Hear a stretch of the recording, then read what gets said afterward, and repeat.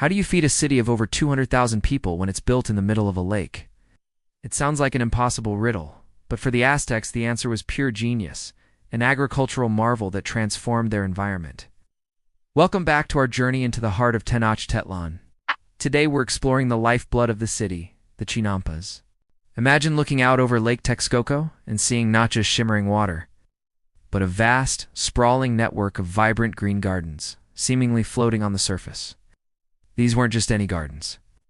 They were Chinampas, man-made islands that turned the lake itself into a massive, productive farm. The Aztecs were master engineers, and this was perhaps their greatest feat. So how did they do it? It was a painstaking, brilliant process. First, they would mark out a rectangular area in the shallow parts of the lake. Then they'd drive long stakes, made from local wood, deep into the lake bed, forming a sturdy enclosure. This fence wasn't just a border. It was the skeleton of the new island. The framework in place, they began the layering process. They wove a dense mat of reeds and branches, creating a tight-knit base. On top of this, they piled layers of rich, fertile mud dredged up from the bottom of the lake, along with decaying vegetation. This wasn't just dirt, it was a super soil, packed with nutrients. The result was a raised garden bed, surrounded by canals, with its base firmly anchored to the lake floor. To make these new islands permanent, the Aztecs planted ahuote trees, a type of willow along the edges.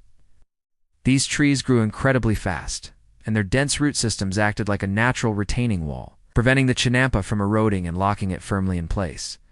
The canals between the Chinampas were just as important. They served as transportation routes for canoes and provided a constant source of water and nutrients for the crops.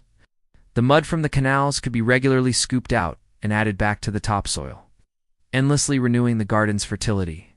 This system was unbelievably efficient. Thanks to the constant water supply and the incredibly rich soil, the Chinampas could produce up to 7 different crop harvests per year. Corn, beans, squash, tomatoes, chilies, and vibrant flowers all flourished in this unique environment.